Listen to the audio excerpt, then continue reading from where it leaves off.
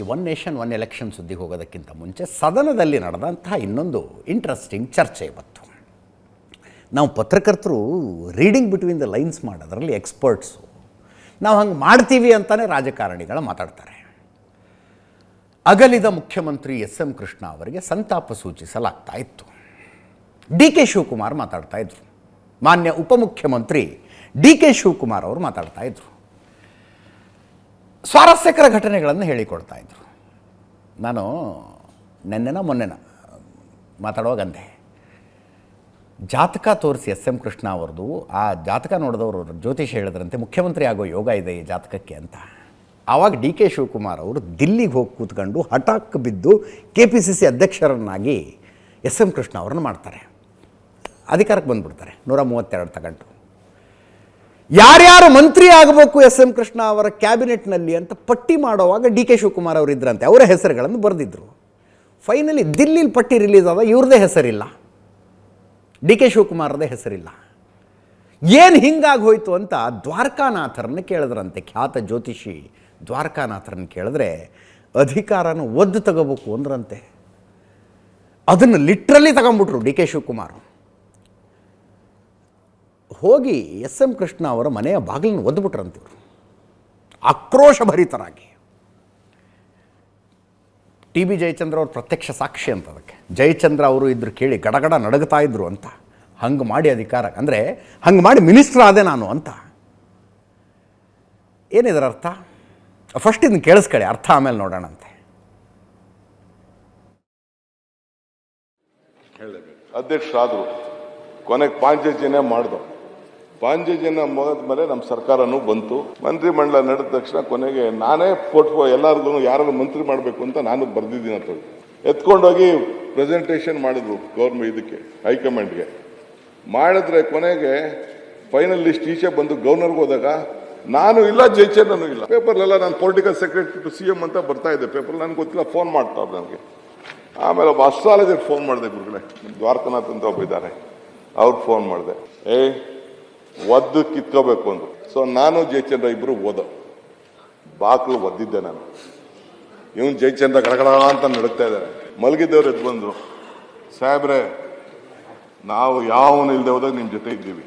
Without me there is no government ಅಂದ್ರೆ. You can't take swear in without me. If you want to take swear in only with me. ಇಲ್ಲಾಂದ್ರೆ ಯಾರು ಇಲ್ಲೇ ಇಲ್ಲದೆ ಹೋಗ್ಲಿ ನಾನು ಇರಬೇಕು ಅಂತ ಹೇಳಿದೆ. Without me you can't run a government ಅಂತ ಹೇಳಿದೆ. ಏನು ಹಿಂಗೆ ರುದ್ರಾವತಾರ ಆಡ್ತಾ ಇದೆ? ರುದ್ರಾವತಾರ ಅಲ್ಲ ಸ್ವಾಮಿ. ಬೆಳಗ್ಗೆ ಆಮೇಲೆ ಮಿಸಸ್ ಕೃಷ್ಣ ಫೋನ್ ಮಾಡಿದ್ರು, ಇಲ್ಲ ನಿನ್ಗೆ ನಾನು ವಿಚಾರಿಸಿ ನಮ್ಮ ಜ್ಯೋತಿಷ್ ಹತ್ರ ನಿನ್ಗೆ ಟೈಮ್ ಸರಿ ಇಲ್ಲ, ಸ್ವಲ್ಪ ತಾಳ್ಮೆಯಿಂದ ಇರು ಅಂತಾರೆ. ನಾನು ನನ್ನ ಜ್ಯೋತಿಷ್ ಹತ್ರ ವಿಚಾರಿಸಿದ್ದೀನಿ, ನಾನು ಇವತ್ತು ಮಂತ್ರಿ ಇಲ್ಲ, ನನ್ನ ಮಂತ್ರಿ ಇಲ್ಲ, ನಾನಿಲ್ಲ ಅಂದ್ರೆ ಈ ಸರ್ಕಾರ ಇಲ್ಲ ಅಂತ ಹೇಳಿದೆ. ಕೊನೆಗೆ ಆಯ್ತು ಅಂತ ಹೇಳಿ ಕೊನೆಗೆ ತಿರ್ಗಾ ಹೈಕಮಾಂಡ್ಗೆ ಹೋಗಿ ಹೈಕಮಾಂಡ್ ಹತ್ರ ಮಾತುಕತೆ ಮಾಡಿ ತಿರ್ಗಾ ನಾವೆಲ್ಲ ಸೇರಿ ಮಂತ್ರಿ ಆದೋ. ಈಗ ನಾನು ನಿಮಗೆ ನಿಮ್ಮ ಹಿಸ್ಟ್ರಿಯನ್ನ ಹೇಳಿದ್ದೀರಾ. ಜಯಚಂದ್ರ ಅವರು ಇದಕ್ಕೆಲ್ಲ ಸಾಕ್ಷಿಯಾಗಿದ್ದಾರೆ.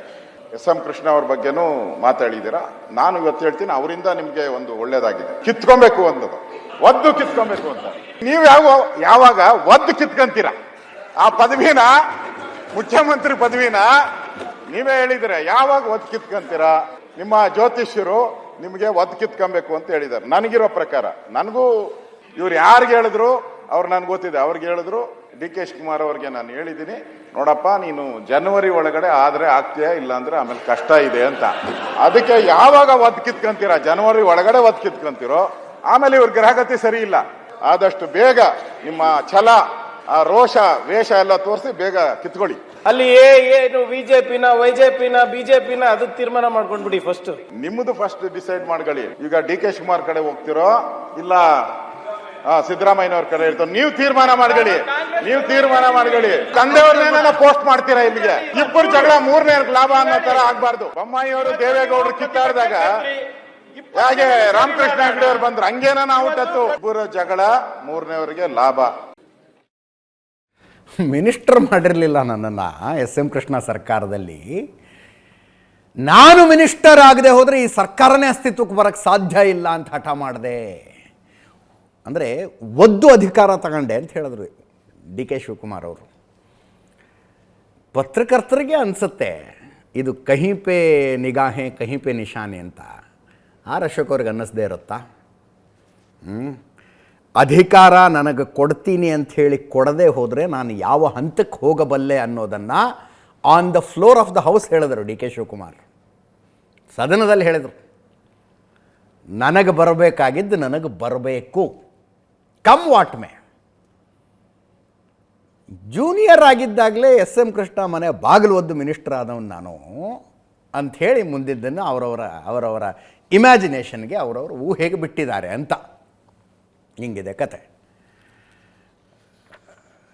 ಒಂದು ಸ್ವಾರಸ್ಯಕರ ಚರ್ಚೆ. ಅದನ್ನೇ ಆರ್ ಅಶೋಕ್ ಅವರು ಕೇಳಿರ್ಬೋದಪ್ಪ, ಇವರು ರಾಜಕಾರಣಿಗಳು ಹೇಳೋದಕ್ಕೆ ಬರೋದಿಲ್ಲ. ಆರ್ ಅಶೋಕ್ ಅವರು ಯಾವುದೋ ಜ್ಯೋತಿಷಿ ಕೇಳಿದಾರಂತೆ. ಜ್ಯೋತಿಷಿ ಹೇಳಿದಾರಂತೆ, ದ್ವಾರಕಾನಾಥರ ಹೆಸರು ಬಂತು. ಜ್ಯೋತಿಷಿ ದ್ವಾರಕಾನಾಥ್, ರಾಜಗುರು ಅಂತಾರೆ ಅವ್ರಿಗೆ.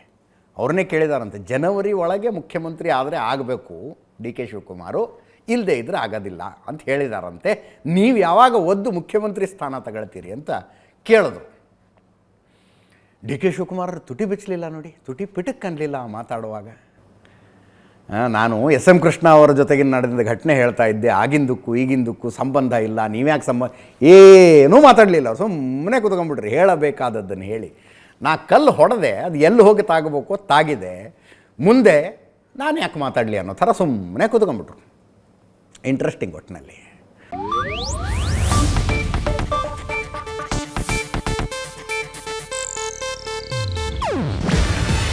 ಇದು ಏಷ್ಯಾನೆಟ್ ನ್ಯೂಸ್ ನೆಟ್ವರ್ಕ್ ಪ್ರಸ್ತುತಿ. ನೀವು ನೋಡ್ತಿದ್ದೀರಾ ಏಷ್ಯಾನೆಟ್ ಸುವರ್ಣ ನ್ಯೂಸ್.